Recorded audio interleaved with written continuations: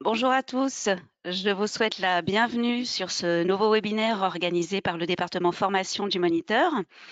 Donc, le département formation du Moniteur, ce sont, comme on peut le voir sur la slide suivante, 5000 stagiaires formés chaque année, près de 250 programmes de formation et 1000 sessions dispensées. Et bien évidemment, avec le Covid, le distanciel s'est accéléré.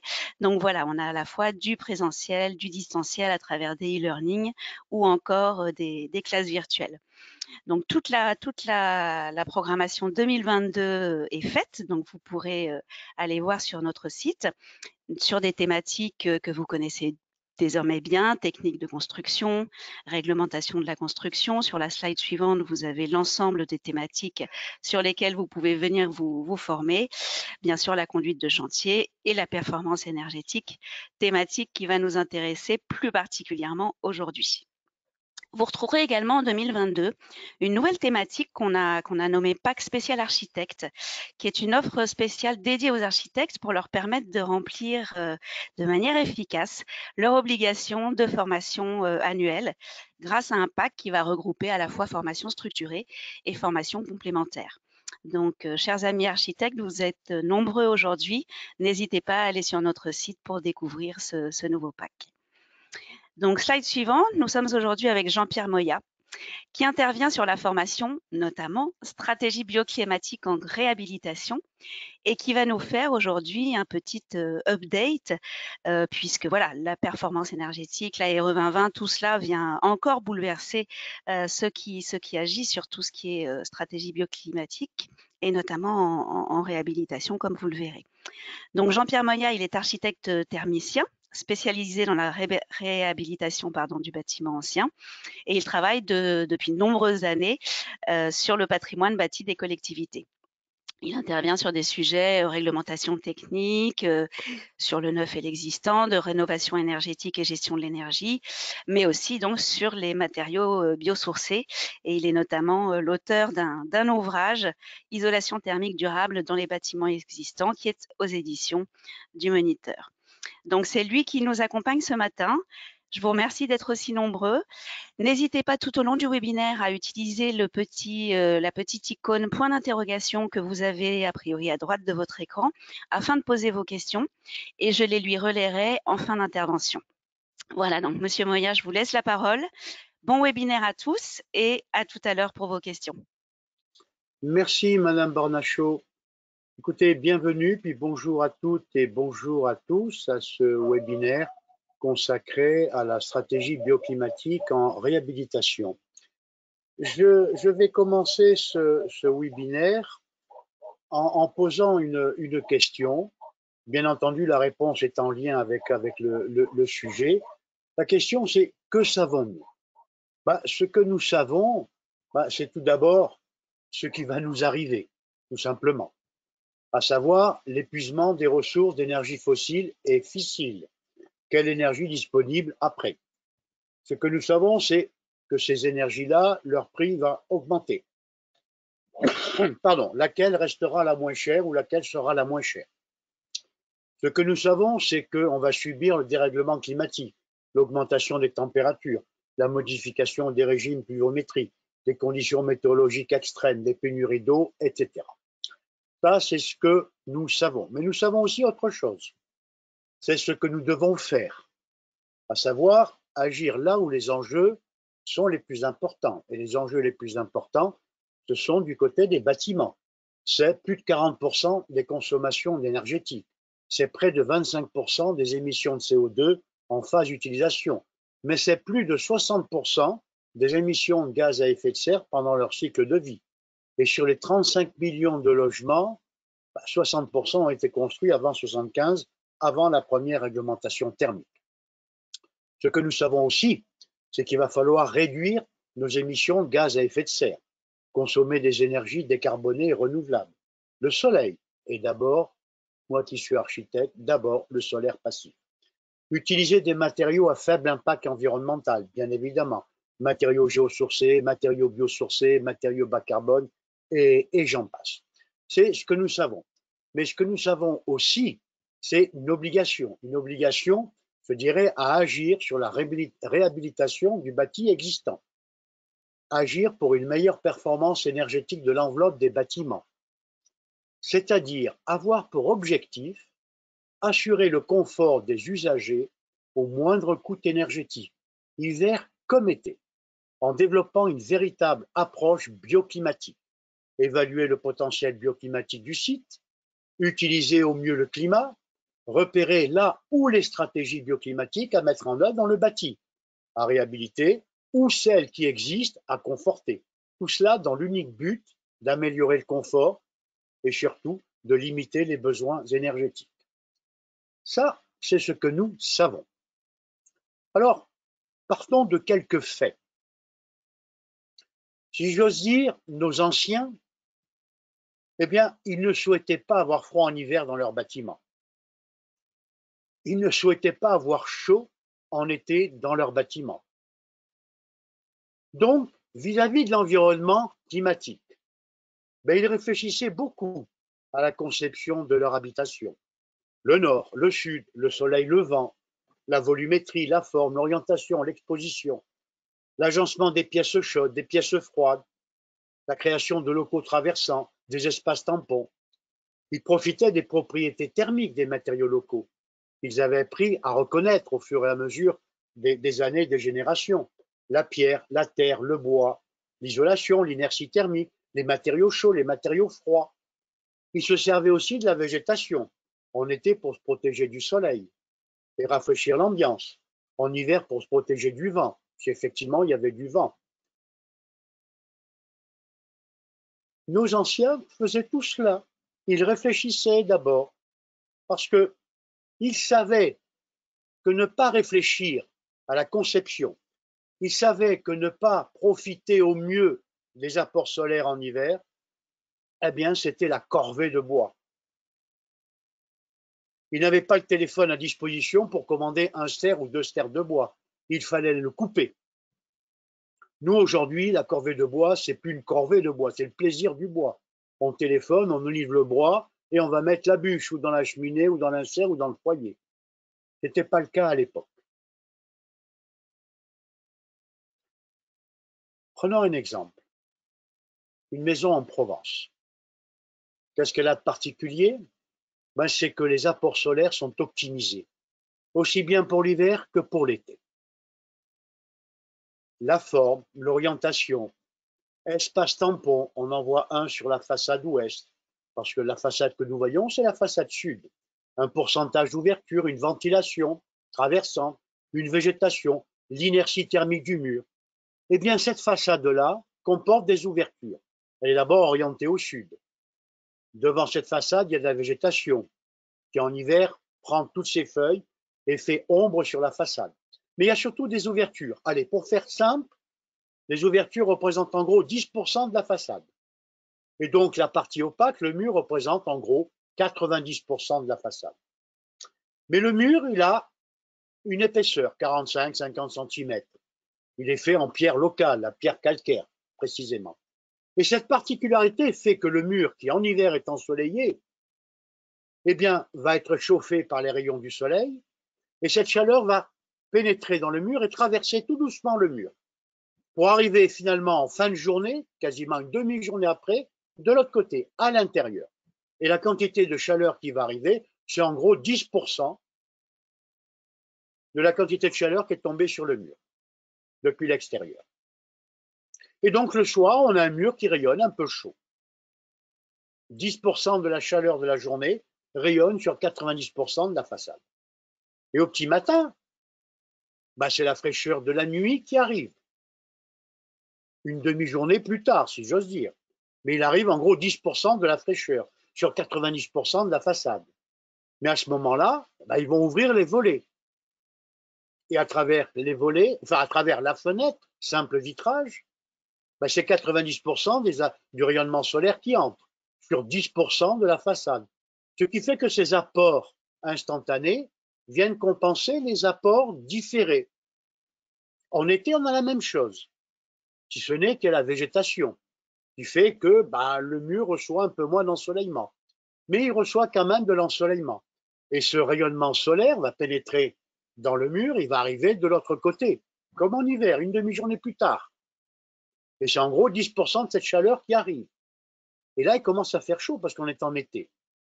Ben, le fait d'avoir un logement traversant, ça permet d'évacuer en créant une surventilation, une ventilation de nuit, pour évacuer tout ce surcroît de chaleur. Et au petit matin, ben, comme en hiver, c'est la fraîcheur de la nuit qui arrive. Alors qu'en hiver, ils ouvraient les volets pour compenser cette fraîcheur, ben en été, ils n'ouvrent pas les volets pour conserver cette fraîcheur.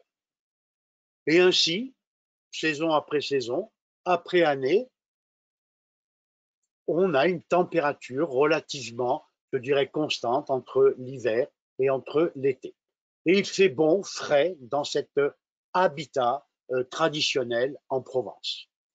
Ayant animé des formations pour différents confrères architectes dans différentes régions, certains m'ont dit, mais la maison traditionnelle, ici, c'est dans la même conception. C'est de la même conception. Bon, eh bien, ils ont créé, sans le savoir, un peu comme M. Jourdain, qui faisait de la prose sans le savoir, ils ont créé un concept qui a été développé il y a une quinzaine d'années par le laboratoire de l'université Berkeley aux États-Unis, le zéro énergie façade. Ce qui est perdu est compensé par ce qui est, je dirais, capté en direct à travers le vitrage ou en différé à travers l'inertie de la paroi. Et c'est comme ça qu'ils ont pu concevoir des glacières en Provence. Qui leur a dit qu'il fallait réaliser une architecture de forme cylindrique? Qui leur a dit qu'il fallait des murs de telle épaisseur pour que la fraîcheur de l'hiver arrive non pas en fin de journée, mais une demi-année plus tard? Donc en été, ces glacières permettaient d'entrer, d'aller casser la glace fabriquée et stockée pendant l'hiver, et ainsi aller livrer la glace du côté de Marseille, du côté de Toulon, du côté d'Aubagne, etc. Qui leur a dit? Intuitivement, l'intelligence, l'expérience des anciens, etc., ont amené ces gens-là à s'adapter à l'environnement et à profiter, je dirais, de cet environnement climatique. Donc, nos anciens concevaient bioclimatique sans le savoir, comme M. Jourdain faisait de la prose sans le savoir. Et nous, aujourd'hui, ben comme eux, en hiver, on ne souhaite pas avoir froid dans nos maisons. En été, on ne souhaite pas avoir chaud dans nos maisons. On veut aussi le confort, au moindre coût énergétique. Ça peut remettre en cause nos systèmes énergétiques sur lesquels nous avons développé, nous sommes développés depuis ces dernières décennies. Même si nos besoins sont différents, même si notre mode de vie ou nos modes de vie sont différents, mais également nos exigences. Il n'en demeure pas moins que la recherche du confort en hiver et du confort en été demeure. Il ne nous restera plus que le soleil pour nous chauffer et nous rafraîchir, après l'épuisement des ressources fossiles et fissiles. On a encore quelques années devant nous, mais il faut quand même peut-être s'y préparer. Nous réhabiliterons donc ce bâti existant selon, je dirais, la démarche bioclimatique, ce qui a présidé à faire ce que nous devons réhabiliter aujourd'hui. Nous devons réhabiliter leur bâti. Et pour le réhabiliter intelligemment et profiter de ce qu'ils ont mis en œuvre, eh bien, de l'intérêt de commencer par un diagnostic environnemental. La démarche bioclimatique. Je construis dans un environnement. Et cet environnement, il est caractérisé, je dirais, par une température, une humidité, du vent, du soleil, etc., etc. Alors, je dirais, en stratégie bioclimatique ou en approche bioclimatique, le diagnostic. Et le diagnostic environnemental, c'est d'abord le diagramme solaire. C'est tellement évident. Pour établir l'impact des masques de l'environnement sur l'ensoleillement disponible, pour vérifier l'efficacité des protections solaires s'il faut en mettre, pour connaître la course du soleil à un endroit donné, à l'endroit où je vais construire. C'est après le diagramme solaire, le diagramme bioclimatique, un outil fantastique pour faire apparaître les solutions architecturales adaptées aux conditions climatiques, pour traiter de l'intelligence thermique du bâti en face des conditions climatiques du site. pour repérer les solutions constructives et fonctionnelles à mettre en œuvre ou à conforter si elles existent. Mais c'est aussi la connaissance des données climatiques et de leurs conséquences constructives. Les connaître et connaître la manière dont elles agissent sur le bâtiment, les températures, leur amplitude, le vent, le soleil, la nébulosité, etc., etc., etc. Alors le diagnostic, on commence par le diagnostic, le diagramme solaire. Est-ce que mon bâtiment est ensoleillé? À quel moment la façade reçoit le soleil? En hiver, en été, dois-je me protéger, etc., etc. Et puis le diagramme solaire, c'est favoriser l'exposition ou l'orientation sud. Mais il n'y a pas que le sud dans la vie. Ayant travaillé il y a quelques années dans les Landes, dans le sud-ouest, j'avais remarqué que l'habitat traditionnel n'était pas orienté au sud, est orienté au soleil levant. Et en étant orienté au soleil levant, il tournait le dos aux intempéries qui venaient de l'océan. Et sur cette façade-là, pas d'ouverture, pas de porte, pas de fenêtre. Et puis il préférait profiter du soleil le matin, parce qu'en été, il le craignait. Donc on ne s'oriente pas plein sud. Donc vous voyez, il n'y a pas que le sud dans la vie. Après le diagramme solaire, il y a le diagramme bioclimatique. C'est un outil fantastique par superposition sur le diagramme de l'air humide. On appose ce que l'on appelle le polygone de confort. L'être humain, c'est un animal homéotherme. Il ne peut pas supporter, parce que sa vie en dépend, des températures extrêmes, aussi bien en hiver qu'en été. On peut imaginer que tout au long de l'année, la température extérieure soit de 25 degrés. Oh, on n'aurait plus besoin de construire. Eh bien, ce diagramme bioclimatique met en avant, en fonction de l'information liée aux coupes température-humidité à un endroit donné, l'endroit où je vais construire, me donne des dispositifs architecturaux, me permettant de corriger, les impacts négatifs du climat extérieur. Ainsi, si les températures ont tendance à augmenter, le diagramme bioclimatique me donne les stratégies bioclimatiques à mettre en œuvre.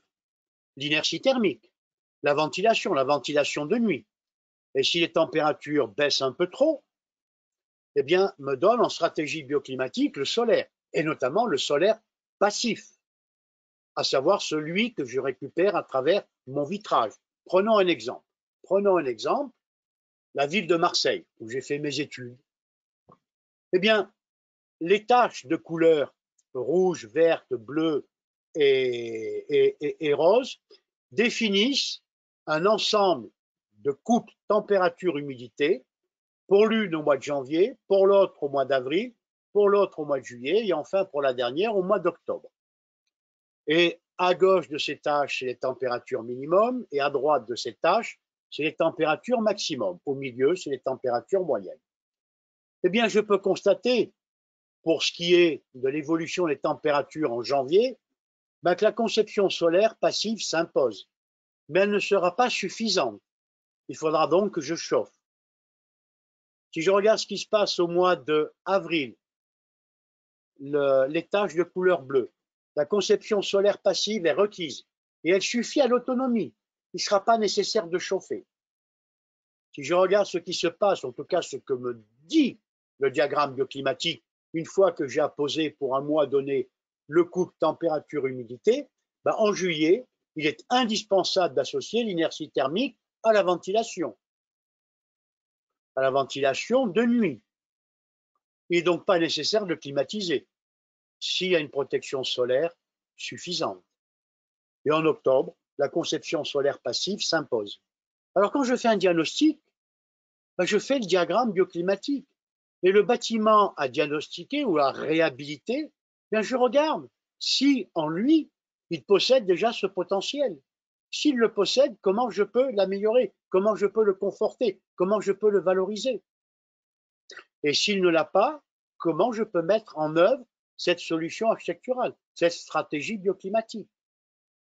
Après le diagramme solaire, Après diagramme bioclimatique, il me faut connaître les données climatiques locales, parce qu'il n'y a pas que la température, il n'y a pas que l'humidité, et leurs conséquences constructives. Prenons par exemple le vent. Mais je peux faire la même chose avec la nébulosité, avec la pluviométrie, avec la rigueur climatique, un hiver doux, avec les amplitudes de température. Alors le vent, par vent fort en hiver, l'étanchéité à l'air des menuisiers est requise, c'est évident. Par grand vent en été, il n'y aura pas de problème, je dirais, pour ventiler la nuit sans avoir à ouvrir en grand les fenêtres. Les dispositifs pour garder les fenêtres entrouvertes sont peut-être les bienvenus. Et par vent faible en été, par exemple, qui correspond très souvent à un vent nul la nuit, le plan des locaux habités devrait être favorable à une ventilation traversante, les logements traversants. La maison provençale, c'est ça. La maison que je vous ai présentée il y a quelques instants, c'est cela.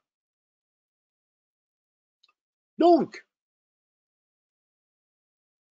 pourquoi déployer une stratégie bioclimatique en réhabilitation? C'est le titre de ce webinaire. Je vais faire des réponses évidentes, qui en tout cas pour moi me paraissent évidentes. Pour valoriser la conception énergétique du bâti à réhabiliter. Aménagement des espaces ou réaménagement des espaces. Distinguer les espaces thermiques en lien avec la course du soleil. Repérer les espaces qui ont besoin de chaleur par rapport à la course du soleil et les espaces qui ont moins besoin de chaleur. Et ça peut amener une recomposition de la distribution des pièces à l'intérieur du bâti. L'exposition des façades, le nord, le sud. L'exposition au soleil, au vent, à la pluie. Je vous parlais de la maison dans les Landes, qui n'est pas orientée au sud, qui est orientée au soleil levant. Et elle tourne de fait le dos aux intempéries qui viennent de l'océan. Donc, quand je vais réhabiliter un bâtiment, je regarde tout cela.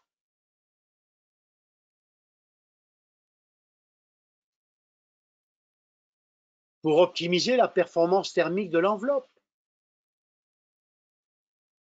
Après la valorisation de la conception énergétique, je me pose la question, est-ce que je dois isoler ou pas? Est-ce que je dois développer l'inertie thermique ou pas? Est-ce que je dois agir sur le pourcentage de parois vitrées?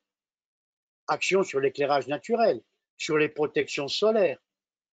Quand je vous ai présenté la maison provençale tout à l'heure, je parlais en gros de 10% d'ouverture. Est-ce que je dois augmenter? Est-ce que je dois diminuer, etc.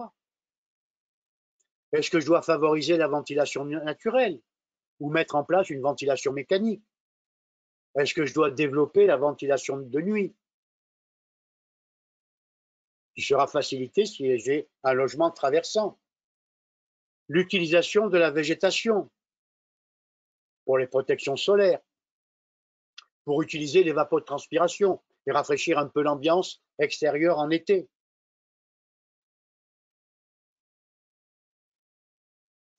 En évaluant, bien entendu, le potentiel bioclimatique du bâti à réhabiliter et son environnement climatique. Le diagramme solaire, le diagramme bioclimatique, les données climatiques, pour moi, sont indispensables lors du démarrage du diagnostic.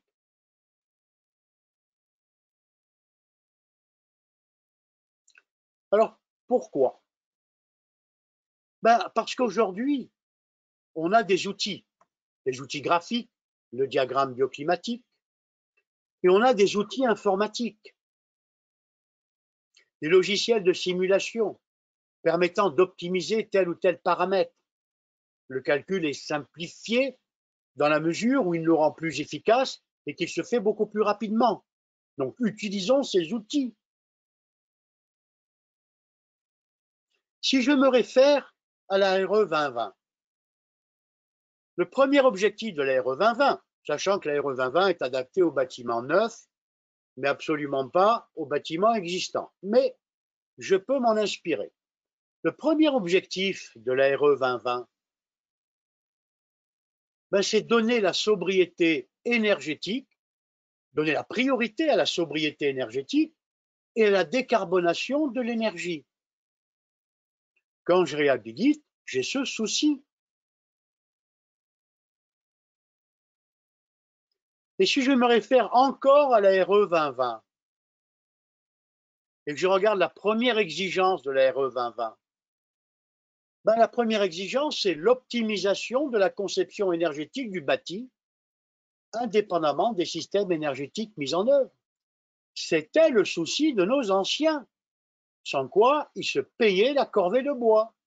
Alors quand je viens réhabiliter un tel bâtiment, ben, j'essaye de retrouver l'intelligence de la conception énergétique pour la valoriser, pour la mettre en valeur, pour optimiser l'enveloppe.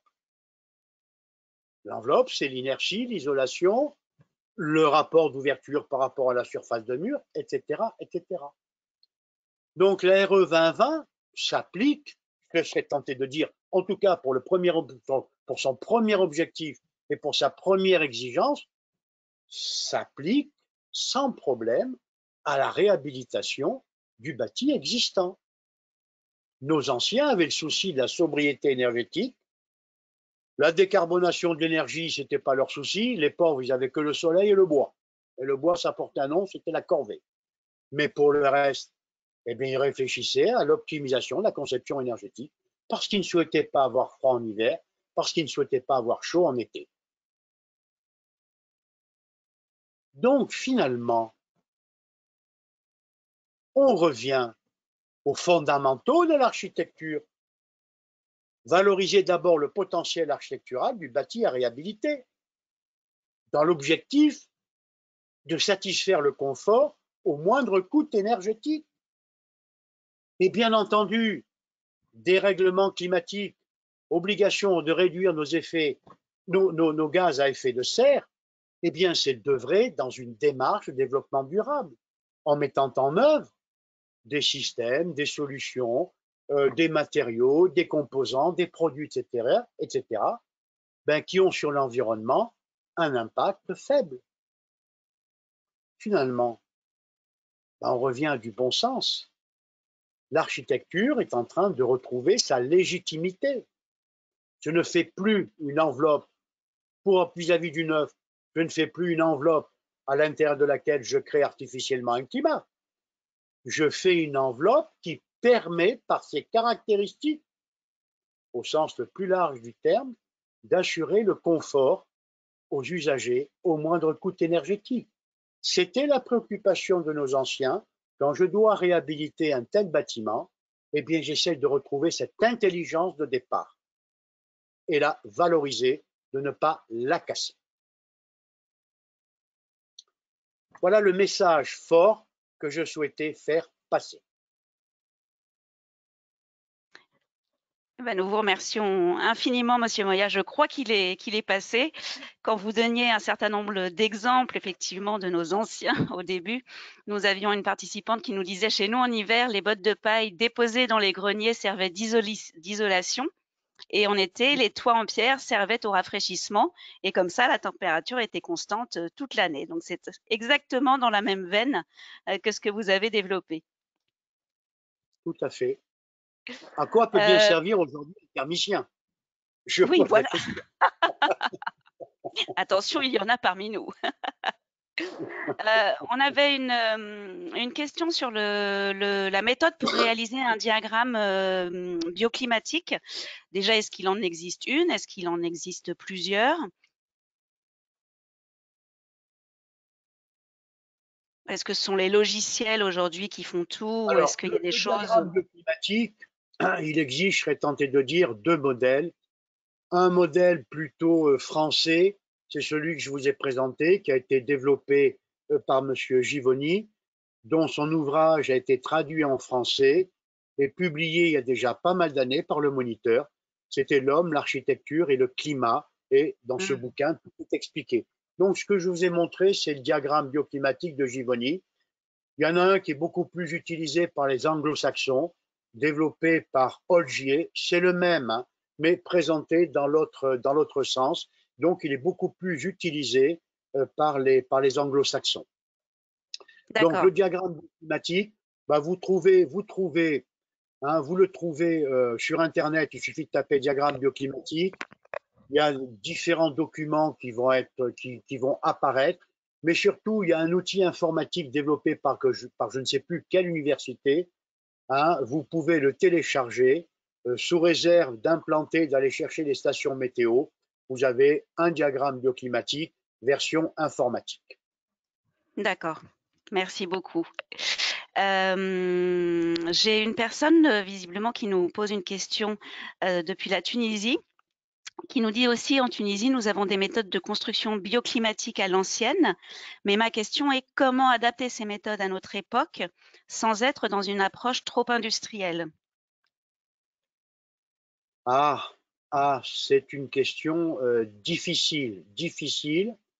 Je dois réhabiliter. Nous avons des modes de vie différents. Mmh, Je l'ai dit il y a quelques instants. Qu'est-ce que je dois faire? La question est la suivante. Que me donne comme information le diagramme bioclimatique? Ce diagramme bioclimatique me dit il faut développer le solaire passif, il faut créer de la ventilation de nuit. Je respecte cela et créer de la ventilation de nuit, je regarde si mon bâti permet cela. S'il ne le permet pas, comment je peux, à travers un réagencement des locaux à l'intérieur de l'enveloppe, comment je peux créer je dirais, cette ventilation traversante. Si le diagramme bioclimatique me dit il faut isoler et laisser de côté, par exemple, l'inertie thermique, je peux isoler. Donc, moi, je pars du diagramme bioclimatique. Le diagramme bioclimatique me donne en quelque sorte, je dirais, des dispositifs architecturaux à mettre en œuvre pour assurer le confort des usagers. Si ces dispositifs existent, je les respecte, éventuellement je les conforte. S'ils n'existent pas, ventilation traversante, inertie thermique, comment je peux les créer à l'intérieur? En mettant de la masse thermique, en créant peut-être des ouvertures permettant une ventilation traversante, etc., etc. Dans le diagramme bioclimatique que vous avez montré, il y avait des surfaces qui dépendaient des périodes de l'année, donc en fait 4 périodes. Est-ce que ces périodes correspondent à un couple de confort, température, humidité relative? Alors oui, ça a été pris pour le mois de janvier, pour la station qui n'est pas la station de Marseille, mais qui est la station de Marignane. Météo France a une station météorologique à Marignane, donc les données ont été collectées. Mais on a pris toutes les données, tous les coupes température-humidité pour chacune des heures du mois de janvier, pour chacune des heures du mois d'avril, etc. Mais on peut faire le diagramme bioclimatique non pas mois après mois, mais par exemple pour une période d'une semaine ou 15 jours, la période la plus chaude ou la période la plus froide, et voir combien de fois cette période la plus froide se reproduit. Je veux dire, c'est un outil quasiment universel. Je vais chercher les données climatiques du mois le plus chaud, du mois le plus froid ou de la semaine la plus chaude, la plus froide, et je vois, et c'est un outil qui me permet de repérer si dans le bâtiment que je dois réhabiliter, au même titre que dans le bâtiment neuf que je dois créer, quelle intelligence architecturale je dois mettre en œuvre. Et est-ce qu'aujourd'hui, c'est quelque chose qui est, alors obligatoire, je ne pense pas, mais qui est préconisé dans les DPE, dans le cadre d'une vente, par exemple? Hélas, non. Mmh. Hélas, non. Quelques écoles d'architecture l'enseignent, heureusement. Et puis, sauf erreur, je crois qu'il n'y a que le moniteur qui anime une formation sur cette thématique-là. D'accord. Et ça, on ne sait pas pourquoi, parce qu'effectivement, c'est quand même une approche, hyper Non, intéressante et non, hyper non. valorisante. Mmh, Et, mmh, mmh. le diagramme bioclimatique, la traduction de l'ouvrage de Givoni, je crois que ça date des années 1980. Donc, ça a plus de Oui, 40 ans. oui. Mais Mmh mh. oui, on a vécu toutes ces dernières années avec une énergie abondante, pas chère. Mmh. Bon, on ne se préoccupait pas de l'impact environnemental et des émissions de CO2. Aujourd'hui, on est au pied du mur, il faut faire marche arrière, il faut s'arrêter d'émettre des gaz à effet de serre. Donc, on redécouvre, je dirais, les logiques de nos anciens, avec des produits, des matériaux modernes, nouveaux, avec des caractéristiques meilleures. Très bien, bah, écoutez, je ne peux qu'encourager les différents participants, à ce webinaire qui étaient nombreux avec nous ce matin, à suivre la formation d'une journée que vous dispensez effectivement depuis quelque temps maintenant, aux côtés du moniteur sur cette thématique. Vous verrez que vous y apprendrez encore, beaucoup de choses. Merci encore, Monsieur Moya, d'avoir animé ce webinaire. C'était vraiment très Merci. clair et très intéressant. Et puis à tous, merci d'y avoir participé. Vous aurez un replay et le support de Monsieur Moya très prochainement. Je vais vous souhaiter un bon appétit. Je vais en profiter, puisque c'est le dernier webinaire de l'année pour le moniteur, pour vous souhaiter de très belles fêtes de fin d'année à tous et vous donner rendez-vous l'année prochaine pour de nouveaux webinaires. Monsieur Moya, merci encore et très belle fête à vous également. Merci à vous, madame. Bonne journée à vous toutes et à vous tous. À Au revoir. bientôt. Au revoir.